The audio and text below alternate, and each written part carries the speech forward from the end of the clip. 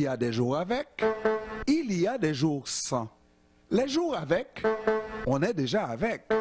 Mais les jours sans, il faut faire avec le AM 1410.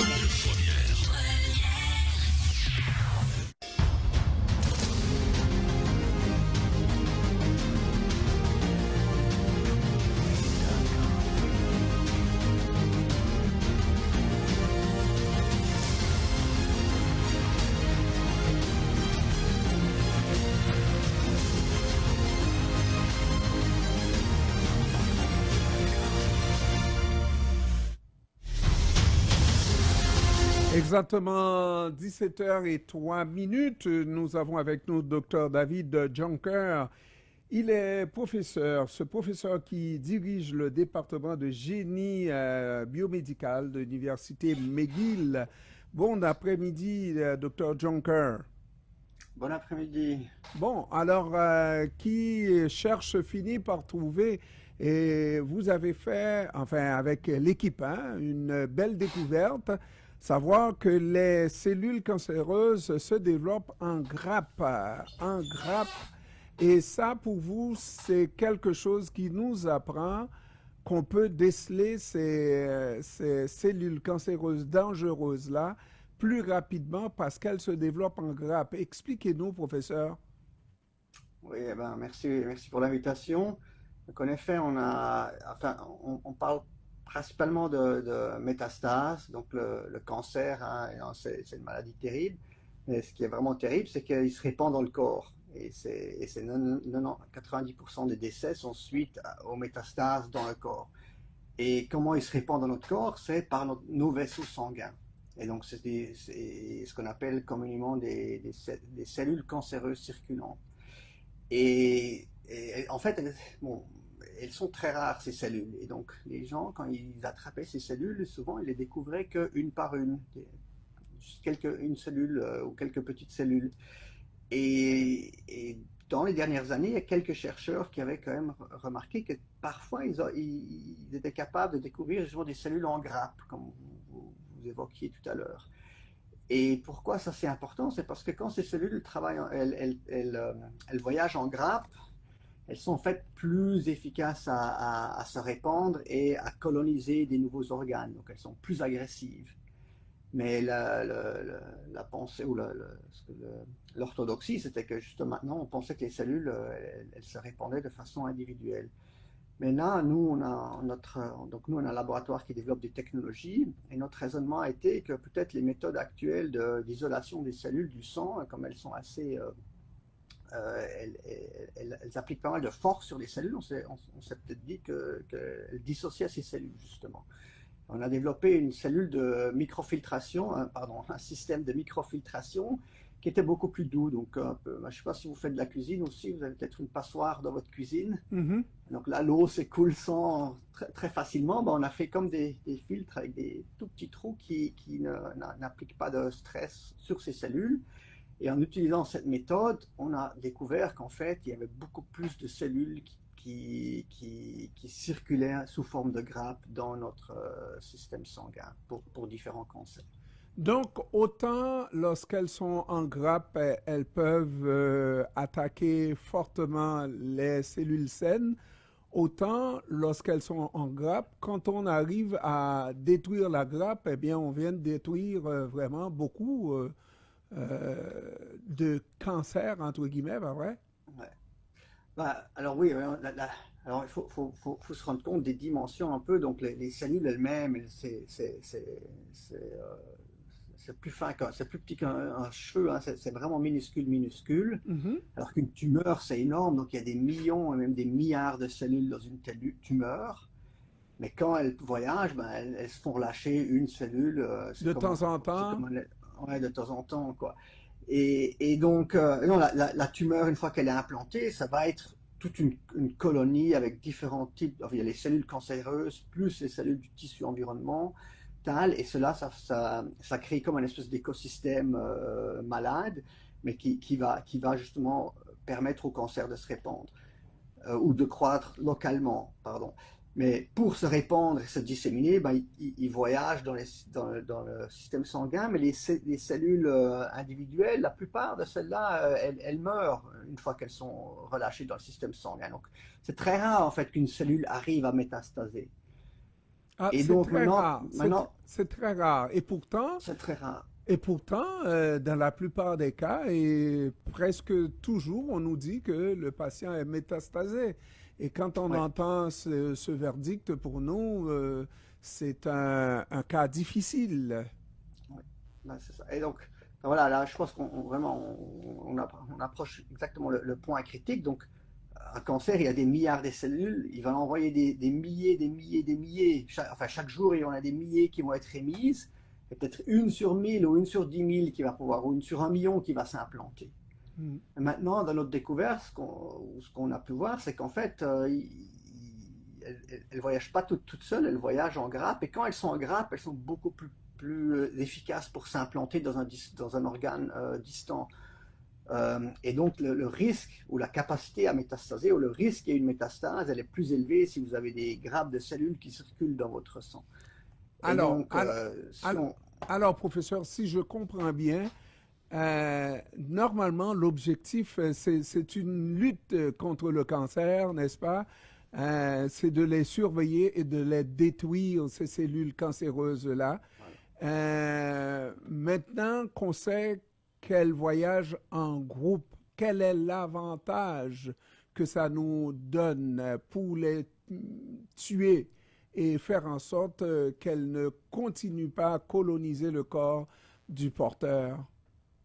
Voilà, donc ben, on peut maintenant, si on arrive à détecter les cellules en grappe ou en groupe, on peut donc évaluer, peut-être qu'on pourrait trouver des médicaments qui ciblent justement ces groupes de cellules, qui évitent qu'elles puissent voyager en groupe. Donc ça offre des nouvelles possibilités de traitement potentiellement. De notre côté, c'est vraiment, on est encore au début, hein, c'était une découverte fondamentale en quelque sorte justement du fait qu'il y avait ces cellules qui voyagent en groupe. Donc maintenant, ça nous donne des nouvelles opportunités de développer des thérapies pour cibler ces cellules en groupe. Donc ça, c'est une application très claire. Une deuxième application, et une sur laquelle nous travaillons aussi, c'est que pour beaucoup, on parle de cancer, mais les cancers, en fait, c'est différents types de maladies. Et différents cancers reçoivent différents traitements selon, même si ça peut être le même organe, voire différents types de cancers, mais dans certains cas, c'est difficile de définir quel est le type exact, quelle est la signature ou la constitution moléculaire qui définit ce cancer. Et là, l'espoir qu'on a aussi avec ces cellules en groupe, c'est qu'on capture tout l'écosystème du cancer en tant que tel.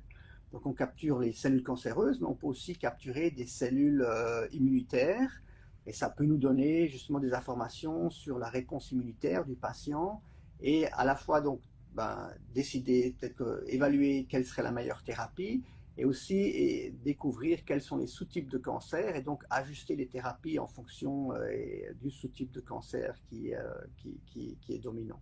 Professeur, cette découverte, j'imagine, a été publiée à travers le monde scientifique, autant ici qu'à l'étranger. Comment elle a été accueillie à l'étranger pour dégager l'espoir qu'on va trouver quelque chose qui va nous permettre de lutter contre cette maladie audacieuse-là? Voilà, ben on a donc, ben comme vous, il y a des gens qui ont un grand intérêt pour ça et on a distribué, il y a tout un intérêt de part de la... Scientifique qui littéralement n'a pas de frontières, surtout lorsqu'on regarde la situation entre le Canada et les États-Unis. Récemment, j'ai fait une entrevue où l'interviewé, médecin, chercheur, avait de sérieuses réserves par rapport aux nouvelles mesures prises aux États-Unis qui peuvent, un, faire en sorte que le matériel de recherche puisse coûter beaucoup plus cher et aussi les chaires de recherche, les subventions pour la recherche qui nous viennent pour la plupart aux États-Unis puissent nous manquer. Est-ce que vous avez des craintes à ce niveau-là, professeur, pour continuer à aller dans ce sens-là? Euh, oui, bien sûr, on sent qu'il y a une remise en question finalement du rôle de la science. Même finalement, c'est une remise en question, mais qui a aussi lieu aussi au Canada, malheureusement. On a aussi une politisation de la science en partie.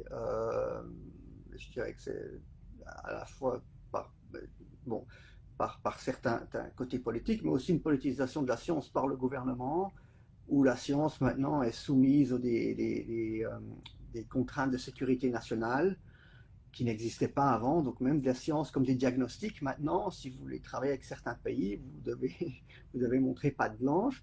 C'est vraiment à l'encontre de la science comme un bien collectif, un bien pour l'humanité.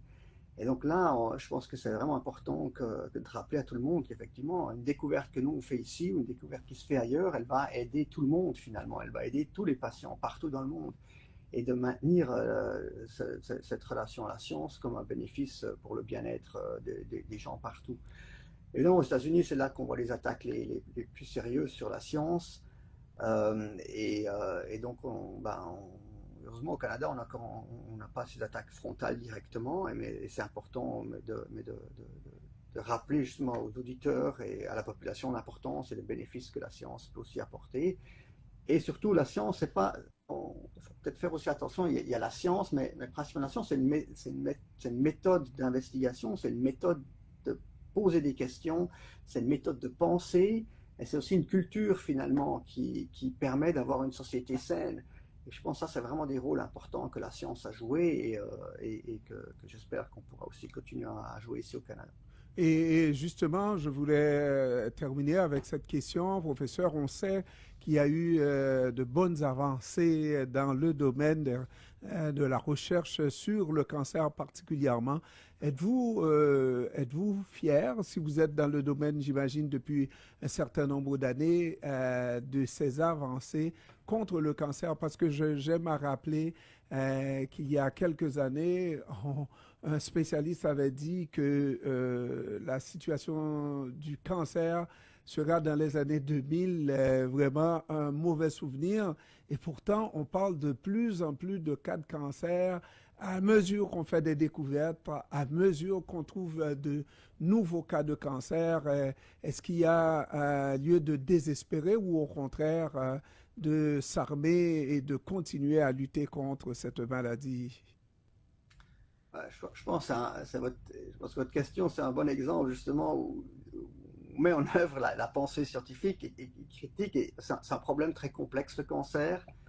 Et donc, à la fois, effectivement, on avait l'espoir on puisse avoir des traitements plus efficaces contre plusieurs cancers dans le passé. Mais en même temps, je pense qu'on voit des avancées. Il y a des nouvelles méthodes de traitement du cancer, les immunothérapies, justement, qui utilisent notre système immunitaire ou qui rééduquent notre système immunitaire pour attaquer le cancer. Et ça, c'est vraiment des grandes avancées qui ont été possibles dans les dernières années c'est des avancées qui n'ont pas été linéaires. Hein. C'est des nouveaux concepts qui sont arrivés, des nouvelles idées qui tout à coup sont arrivées dans les plantes, dans les cliniques. Évidemment, la lenteur est quelque chose qui est frustrant, mais ça, c'est aussi lié au fait que ce sont des interventions médicales, justement avec des patients, et qu'il faut aussi protéger les patients d'expérimentations douteuses qui ont aussi eu lieu dans le passé. Donc, c'est très conservateur. Donc, le changement est extrêmement lent. Donc, même si on a des nouvelles idées, entre le moment où on a des résultats dans le laboratoire et le moment où ça peut être en traitement clinique, il peut s'écouler des décennies. Et donc, il faut aussi un peu prendre son mal en patience de ce point de vue-là. Et peut-être l'autre point aussi à considérer, c'est on a aussi une population dont la moyenne d'âge augmente. Et donc, en plus, la population est âgée, plus des maladies genre cancer et d'autres maladies deviennent prévalentes. Donc, il y a aussi cet effet-là. Donc, même s'il y a des progrès, peut-être sur certains fronts, peut-être qu'on a l'impression qu'on voit quand même toujours beaucoup de cancers. Donc, je dirais qu'il y a des progrès. Je pense que l'idée d'éradiquer le cancer, ça va être aussi très difficile parce que c'est une maladie tellement complexe et qu'il y a tellement de différentes facettes. Et aussi avec nos styles de vie, évidemment, enfin, avec notre longueur de vie, c'est qui reste devenir prévalente, mais certainement, il y a espoir. Il y a certains cancers, on a des résultats quand même très, très prometteurs. Par exemple, le cancer du sein, il y a beaucoup de femmes qui peuvent vivre après un cancer du sein et qui peuvent ne pas avoir de retombées. Mhm. Donc je pense que là, ce sont quand même des choses qui nous donnent espoir. Docteur David Juncker, professeur, celui-là même qui a dirigé le département de génie biomédical de l'Université McGill et qui a travaillé sur la découverte dont on vient de vous parler. Merci beaucoup, professeur, et puis bon après-midi. Merci, bonne fin de journée. Merci, au revoir.